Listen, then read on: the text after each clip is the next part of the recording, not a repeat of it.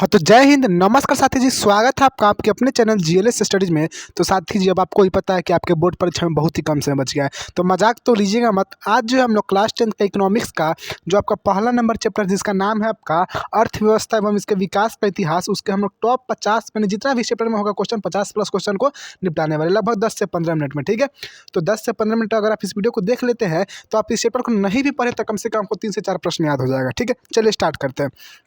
सबसे प्रथम सवाल कहता है, और आपसे पढ़ना स्टार्ट कर दे क्योंकि समय बहुत कम बचा है प्यारे साथी जी, आप ही के लिए बोल रहे हैं क्योंकि जिस दिन रिजल्ट आएगा ना उस दिन आप मतलब आपको लगेगा कि हाँ हमने कुछ मतलब किया है। ठीक है, चलिए सवाल है अगला है आपका, कि इनमें से किसको प्राथमिक क्षेत्र भी कहा जाता है। आपका ऑप्शन है कि सेवा क्षेत्र को, ऑप्शन बी कि कृषि क्षेत्र को, ऑप्शन सी है कि औद्योगिक क्षेत्र को, ऑप्शन डी कि इनमें से कोई नहीं। तो ध्यान रखिएगा मेरे भाई जी कि हम लोग किसको प्राथमिक क्षेत्र कहते हैं, तो कृषि क्षेत्र को प्राथमिक क्षेत्र कहा जाता है, और उद्योग क्षेत्र को द्वितीय क्षेत्र कहता है, और सेवा क्षेत्र को कौन सा तृतीय क्षेत्र कहा जाता है, ध्यान रखिएगा। अगला सवाल है कि इनमें से कौन से देश में मिश्रित अर्थव्यवस्था है, तो भारत में मिश्रित अर्थव्यवस्था है। ध्यान रखिएगा, आपका ऑप्शन नंबर क्या हो जाएगा, सी एकदम राइट आंसर होगा। सवाल अगला है आपका कि भारत में योजना आयोग का गठन कब किया गया, तो भारत में योजना आयोग का गठन कब किया गया, तो आपका ऑप्शन है, गौर कीजिएगा, कि 15 मार्च 1950 को, कि 15 सितंबर 1950 को, कि 15 अक्टूबर 1951 को, कि ऑप्शन डी इनमें से कोई नहीं। तो भारत में योजना आयोग का गठन 15 मार्च 1950 को किया गया था। जवाब आपका ऑप्शन नंबर ए एकदम राइट आंसर होगा। सवाल अगला है आपका मेरे साथी जी आपका, कि देश के राष्ट्रीय आय अधिक होता है वह देश कहलाता है। जिस देश का राष्ट्रीय अधिक होगा वह क्या कहलाएगा, अविकसित की विकसित की अर्धविकसित की, इनमें से कोई नहीं। आप ही 4 दोस्त हैं मान के चलिए, जिसके पास पैसा ज़्यादा होगा वो कहलाएगा ना कि हाँ वो अमीर है, वो विकसित है। तो ध्यान रखिएगा कि जिस देश के पास राष्ट्रीय अधिक वो क्या कहलाएगा, विकसित है, जिसके पास कम वो अविकसित। सवाल अगला है कि इनमें से किसे पिछड़ा राज्य कहा जाता है, तो पिछड़ा राज्य अपने बिहार को ही कहा जाता है, लेकिन अपने बिहार को इस प्रकार मेरे भाई इस प्रकार चमकाना है कि लोग देखा है कि हाँ बिहार राज्य है। ठीक है, तो अभी तो हम लोग मान रहे हैं कि हाँ अपना बिहार राज्य पिछड़ा हुआ है, लेकिन इसको बहुत आगे ले जाना, ध्यान रखिएगा, ऑप्शन नंबर सी हो जाएगा। सवाल अगला है कि शेयर बाजार के नियामक संस्था है SIDBI की, SEBI की, RBI की, स्टॉक एक्सचेंज। तो ध्यान रखिएगा कि शेयर बाजार का जो नियामक संस्था वो क्या है, आपका SEBI है। सवाल अगला है मेरे साथी जी आपका, कि भारत में किस राज्य में प्रति व्यक्ति आय सबसे कम है। भारत के किस राज्य की प्रति व्यक्ति आय सबसे कम है, तो बिहार की, कि पंजाब की, कि हरियाणा की, कि गोवा की, तो किसके मेरे प्यारे साथी जी, बिहार की है। सवाल अगला है आपका, कि भारत में नीति आयोग की स्थापना कब हुई, तो भारत में नीति आयोग की स्थापना गौर कीजिए कि कब हुआ था, तो जनवरी 1915 में हुआ था। ठीक है, सॉरी 1915 का, जनवरी 2015 को हुआ था। सवाल अगला है कि मिश्रित अर्थव्यवस्था का राष्ट्र है, आपका ऑप्शन है कि भारत, ऑप्शन बी कि हंगरी, ऑप्शन सी कि चीन, ऑप्शन डी कि अमेरिका। तो सबको पता है कि मिश्रित अर्थव्यवस्था कहाँ पे, तो भारत में। सवाल अगला है कि योजना आयोग के सदस्यों की संख्या होती है 7 होती है, कि 8 होती है, कि 9 होती है, कि 10 होती है। तो मेरे भाई जी योजना आयोग के सदस्यों की संख्या कितनी होती है, तो 8 होती है, ऑप्शन नंबर बी एकदम राइट आंसर होगा।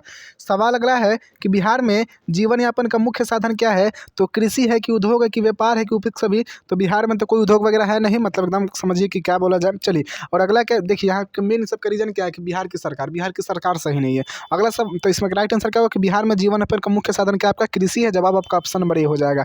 सवाल अगला है आपका, कि देश में सब्जी के उत्पादन में बिहार का कौन सा स्थान है, तो पहला है, कि दूसरा है, कि तीसरा है, कि चौथा है। तो मेरे भाई ध्यान रखिएगा कि देश में सब्जी के उत्पादन में बिहार का जो है वो दूसरा स्थान है। सवाल अगला है कि भारत के पड़ोसी देश में किस देश की प्रति व्यक्ति आय सबसे अधिक है, तो भारत के पड़ोसी देश में आपका पाकिस्तान हो गया पड़ोसी देश में, बांग्लादेश हो गया, श्रीलंका हो गया, नेपाल हो गया। तो किस देश में, भारत के किस देश के प्रति व्यक्ति आय सर्वाधिक है, ज़्यादा है मेरे भाई, तो किस देश की है, तो गौर कीजिएगा किस देश की है आपकी, तो बांग्लादेश की है। जवाब आपका 13 का क्या हो जाएगा, नहीं 13 का बांग्लादेश नहीं होगा, बांग्लादेश गलत हो जाएगा, श्रीलंका हो जाएगा। क्या हो जाएगा, श्रीलंका। आपसे पूछा जाए कि बताओ भारत के पड़ोसी देशों में किस देश की प्रति व्यक्ति आय सबसे अधिक है, तो बोलेंगे श्रीलंका की है। सवाल अगला है कि इनमें से कौन सा योजना आयोग के प्रधान अध्यक्ष है, तो योजना आयोग के प्रधान अध्यक्ष कौन होता है आपके, तो प्रधानमंत्री होते हैं। जवाब आपका 14 का क्या हो जाएगा, ऑप्शन नंबर ए एकदम राइट आंसर होगा। ठीक है जी, चलिए सवाल अगला है कि भारत की आर्थिक व्यवस्था है, तो समाजवादी है, कि पूंजीवादी है, कि मिश्रितवादी है, कि इनमें से कोई नहीं। तो भारत में सबको पता है कि कौन सी, तो मिश्रित आर्थिक व्यवस्था है, ऑप्शन नंबर सी हो जाएगा। सवाल अगला है आपका, सवाल अगला है पेश सतीश आपका, गौर कीजिएगा कि इनमें से कौन से देश में समाजवादी अर्थव्यवस्था है, तो जापान में है, कि रूस में है, कि आपका भारत में है, कि अमेरिका में है। तो 16 का क्या राइट आंसर हो जाएगा हमारे प्यारे साथी जी आपका, तो 16 का हो जाएगा आपका रूस में। ठीक है, रूस में कौन सी अर्थव्यवस्था है, तो रूस में आपका समाजवादी अर्थव्यवस्था है, या अमेरिका में पूंजीवादी है, और भारत में कौन सा है, तो मिश्रित अर्थव्यवस्था है। सवाल अगला है कि समयक विकास की प्रक्रिया संबंधित है उच्च वर्ग से कि निम्न वर्ग से कि सभी वर्ग से कि इनमें से कोई नहीं, तो आपका किस वर्ग से संबंधित है मेरे भाई जी आपका? तो ये सभी वर्ग से संबंधित है। जवाब आपका ऑप्शन नंबर सी हो जाएगा। अगला सवाल, गरीबी कैंसर रोग की तरह है, ये किसने कहा था? तो बहुत ही इंपॉर्टेंट सवाल है और ध्यान रखिएगा कि जो आपका गरीबी जो है वो कैंसर रोग की तरह है, यह किसने कहा था आपका? तो अर्थशास्त्री कुजनेट ने कहा था। जवाब आपका ऑप्शन नंबर ए एकदम राइट आंसर होगा। सवाल अगला है आपका 19 नंबर सवाल है और 19 नंबर सवाल कहता है कि किस क्षेत्र को द्वितीयक क्षेत्र भी कहा जाता है? तो मैंने बताया था मेरे प्यारे साथी जी कि मैंने बताया था आपको, स्टार्टिंग में ही बताया था कि उद्योग क्षेत्र को हम लोग द्वितीयक क्षेत्र कहते हैं, सेवा क्षेत्र को अपन लोग तृतीयक क्षेत्र कहते हैं और कृषि क्षेत्र को अपन लोग प्राथमिक क्षेत्र कहते हैं। सवाल अगला है कि 11वीं पंचवर्षीय योजना का अवधि क्या है? तो 11वीं पंचवर्षीय योजना का अवधि जो है आपका 2008 से 2013 है कि 6 से 11 है कि 9 से आपका 14 है कि 7 से आपका 12 है? तो ध्यान रखेंगे 11वीं पंचवर्षीय योजना का अवधि क्या है? 2007 से 2012 है। सवाल अगला है कि किस क्षेत्र को तृतीयक क्षेत्र भी कहा जाता है? तो तृतीयक क्षेत्र किसको कहते हैं अपन लोग? सेवा क्षेत्र को कहते हैं। औद्योगिक क्षेत्र को क्या? द्वितीयक, और कृषि क्षेत्र को प्राथमिक क्षेत्र। सवाल अगला है कि एक अर्थव्यवस्था का, गौर कीजिएगा, 21 का क्या हो जाएगा? तो 21 का आपका राइट आंसर तृतीयक। तो मैंने बताया तो तृतीयक किसको कहेंगे? सेवा क्षेत्र को कहेंगे। सवाल आपसे गलती बिल्कुल एकदम होना ही नहीं चाहिए मेरे राजा जी, होना ही नहीं चाहिए। चलिए सवाल अगला है कि एक अर्थव्यवस्था का सृजन होता है प्राकृतिक संसाधनों से कि भौतिक संसाधनों की, मानवीय संसाधनों की? ऑप्शन नंबर डी इनमें से सभी से। तो इनमें से सभी संसाधनों से हो जाएगा। ऑप्शन नंबर डी एकदम राइट आंसर होगा। सवाल अगला है आपका कि राष्ट्रीय विकास परिषद का गठन हुआ था, तो आपका ऑप्शन हुआ 1951 में हुआ कि 1952 में हुआ कि 1954 में हुआ कि 1956 में हुआ? तो राष्ट्रीय विकास विकास प्रसिद्ध सॉरी परिषद का गठन कब हुआ था? तो ध्यान रखिएगा मेरे साथी जी, आपका कब हुआ था इसका? तो आपका ऑप्शन नंबर क्या हो जाएगा? 23 का ऑप्शन नंबर भी हो जाएगा। 1952 में हुआ था।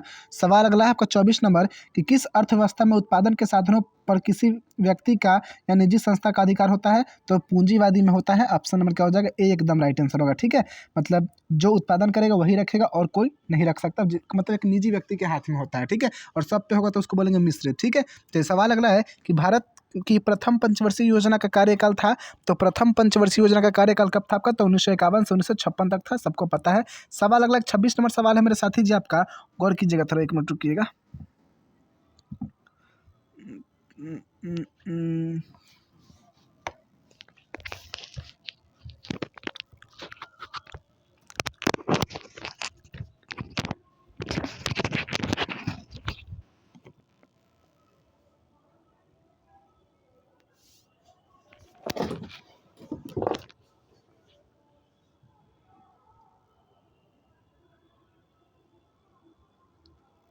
चलिए देखिए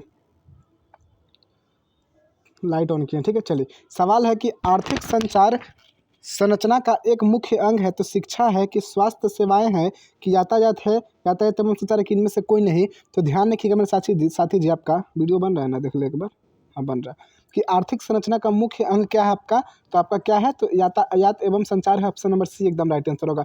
सवाल अगला है आपका कि आर्थिक क्रियाओं का उद्देश्य है, आर्थिक क्रियाओं का उद्देश्य होता है जीविकापोर्जन की मनोरंजन की? ए और बी दोनों। ऑप्शन नंबर डी की इनमें से कोई नहीं। तो आर्थिक क्रियाओं का उद्देश्य क्या होता है? तो जीविकापोर्जन, यानी हम लोग कोई भी क्रिया किस लिए करते हैं? तो हम लोग का जीवन बीत सके इसके लिए करते हैं। सवाल अगला है कि पशुपालन एवं मत्स्य पालन किस क्षेत्र में आएगा? तो पशुपालन और मत्स्य पालन जो होगा आपका किस में आएगा? तो प्राथमिक क्षेत्र में आएगा। जवाब आपका 28 का ऑप्शन नंबर ए हो जाएगा। सवाल अगला है कि निम्नलिखित में कौन सामाजिक संरचना है? तो इसमें से कौन सा सामाजिक संरचना है? तो शिक्षा एवं पर्यवेक्षण की, स्वास्थ्य सेवाएं की, आवास की, उपयुक्त सभी? तो आपका ध्यान रखिएगा इसमें से कौन सा जो सामाजिक संरचना का अंग है? तो उपयुक्त सभी जो है सामाजिक संरचना का अंग है। सवाल अगला है मेरे साथी जी आपका 30 नंबर कि सामान्यतः किसी देश के विकास का स्तर किस आधार पर निर्धारित किया जाता है? तो प्रति व्यक्ति आय की, साक्षरता की, स्वास्थ्य की स्थिति की, इनमें से सभी? तो ध्यान रखिएगा कि कोई भी देश मतलब विकास के आधार पे आगे है तो उसको किस आधार पे निर्धारित किया जाएगा? तो उसकी प्रति व्यक्ति आय भी, यानी आय भी अधिक रहना चाहिए, साक्षरता यानी वो देश पढ़ा लिखा भी रहना चाहिए, और स्वास्थ्य एवं स्थिति से भी अच्छा रहना चाहिए, यानी उपयुक्त सभी। ऑप्शन नंबर डी एकदम राइट आंसर होगा आपका। सवाल अगला है आपका कि प्राथमिक क्षेत्र में कौन सी आर्थिक क्रिया आती है? तो कृषि आएगी कि खनन आएगी कि पशुपालन आएगी कि इनमें से सभी? तो प्राथमिक क्षेत्र में का कृषि भी आ जाएगा, खनन भी आ जाएगा, आपका पशुपालन भी आ जाएगा, यानी 31 का ऑप्शन नंबर डी इनमें से सभी राइट आंसर हो जाएगा मेरे साथी जी।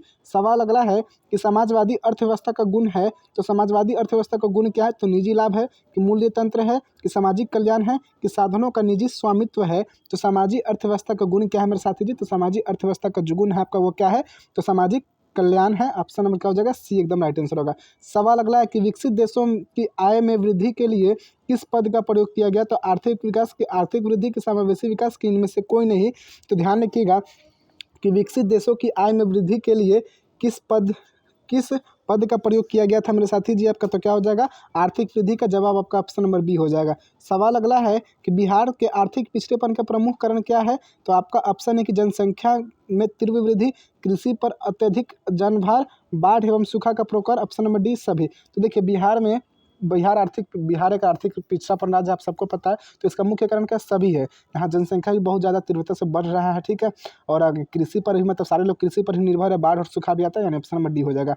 सवाल अगला है कि आर्थिक विकास की माप के लिए सबसे उपयुक्त सूचांक क्या है? तो राजकीय आय कि प्रति व्यक्ति आय कि राजनीतिक स्थायित्व की इनमें से कोई नहीं। तो ध्यान रखेंगे मेरे साथी जी आपका क्या हो जाएगा, प्रति व्यक्ति हो जाएगा। ऑप्शन नंबर बी एकदम राइट आंसर होगा। आर्थिक विकास की मापन के सबसे उपयुक्त सूचांक क्या है? तो प्रति व्यक्ति आय, ठीक है। प्रति व्यक्ति आय जिसकी अधिक वो अमीर।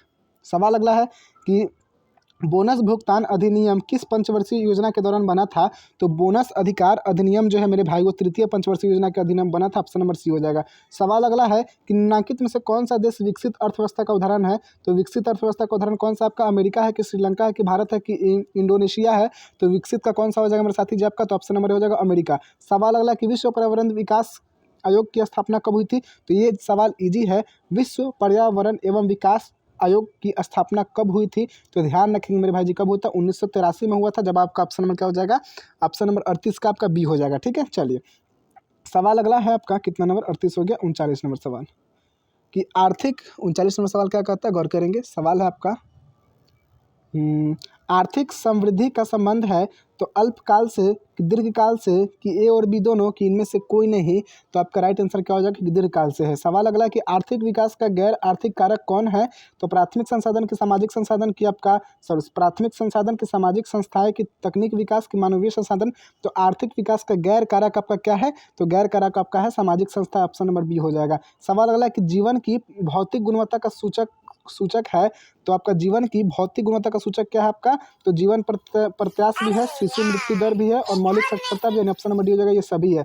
सवाल अगला आपका 42 नंबर सवाल है कि आर्थिक विकास संबंधित है तो परिणात्मक परिवर्तन से कि गुणात्मक परिवर्तन से कि ए और बी दोनों की इनमें से कोई नहीं। तो ध्यान रखेंगे आपका जो आर्थिक, गौर कीजिएगा, आपका जो आर्थिक विकास संबंधित है वो किससे? तो परिणात्मक परिवर्तन से भी और गुणात्मक परिवर्तन से। ऑप्शन नंबर सी हो जाएगा, ए और बी दोनों। सवाल अगला आपका कि एक समाजवादी अर्थव्यवस्था में सर्वाधिक बल किस पर दिया जाता है? तो आर्थिक स्वतंत्रता की, उत्पाद कुशलता की, अधिकतम लाभ अर्जन की, लोक कल्याण।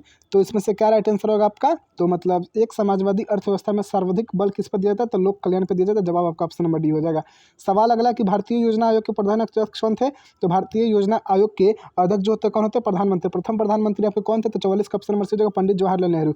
सवाल अगला आपका इनमें से कौन सा आर्थिक आधारभूत संरचना का घटक है? तो वित्त है कि शिक्षा है कि स्वास्थ्य है कि नागरिक सेवाएं हैं? तो कौन सा हो जाएगा? वित्त है। ऑप्शन नंबर क्या हो जाएगा? Option number A right answer होगा। सवाल अगला कि अर्थव्यवस्था के किस क्षेत्र से हरित क्रांति संबंधित है? तो अर्थव्यवस्था के किस क्षेत्र से हरित क्रांति संबंधित है? तो प्राथमिक क्षेत्र, कृषि क्षेत्र से संबंधित है। सवाल अगला है कि ऑपरेशन फ्लड क्या है? तो बाढ़ नियंत्रण की, डेयरी विकास की, बांध का रखरखाव की इनमें से कोई नहीं।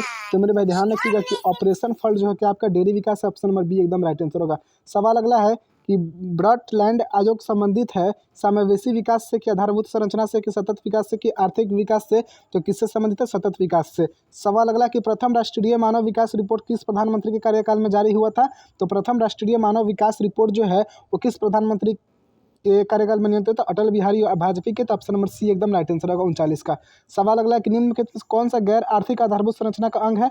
तो गैर आर्थिक आधारभूत संरचना का अंग कौन सा आपका? तो इसमें से ऑप्शन नंबर आपका कौन जाएगा? 50 का ऑप्शन नंबर बी हो जाएगा। शिक्षा जो है वो गैर आर्थिक आधारभूत संरचना का अंग है। सवाल अगला कि मानव विकास सूचांक में सर्वोच्च स्थान किस देश का है? तो ऑस्ट्रेलिया का है कि चीन का है कि जर्मनी का है कि नॉर्वे का है? तो किस देश का है मेरे भाई जी? तो आपका ऑप्शन नंबर बी हो जाएगा, चीन का है। चीन नहीं, नॉर्वे का हो जाएगा। ऑप्शन नंबर डी नॉर्वे का है। सवाल अगला कि 12वीं पंचवर्षीय योजना का कार्यकाल है तो 2001 2002 से 7 है कि 2007 से 12 है कि 2012 से 17 है कि 2017 से आपका 2022 है। तो 12वीं पंचवर्षीय योजना जो है उसका जो कार्यकाल है वो कब से कब है, तो 2017 से 2022 तक है। ठीक है, अभी कौन सी पंचवर्षीय है, तो अभी 13वीं चल रही होगी। सवाल अगर निम्नलिखित में से कौन सा विकास सूचांक का सूचक नहीं है, तो इसमें से कौन सा जो विकास सूचांक का सूचक नहीं है मेरे भाई, तो आपका ऑप्शन नंबर हो जाएगा राष्ट्रीय आय नहीं है। सवाल अगला है कि राष्ट्रीय मानव विकास सूचांक में किस राज्य का दर्जा सबसे ऊपर है, तो किस राज्य का दर्जा सबसे ऊपर है मेरे भाई, तो आपका 55 का क्या हो जाएगा, तो 55 का आपका राइट आंसर, 54 का आपका राइट आंसर क्या हो जाएगा, ऑप्शन नंबर डी हो जाएगा केरल का है। पंजाब का नहीं है, हरियाणा का नहीं, केरल का है। सवाल अगला आपका, और भी सवाल है, सवाल 55 हो गया। 56 देखते हैं। समाज की सभी आर्थिक क्रियाओं का योग कहलाता है, तो उत्पादन कहलाता है कि विनियोग कहलाता है कि व्यापार कहलाता है कि अर्थव्यवस्था कहलाता है, तो मेरे भाई समाज के सभी आर्थिक क्रियाओं का योग क्या कहलाता है, आपका अर्थव्यवस्था कहलाता है। जवाब आपका ऑप्शन नंबर डी एकदम राइट आंसर होगा। ठीक है जी, चलिए।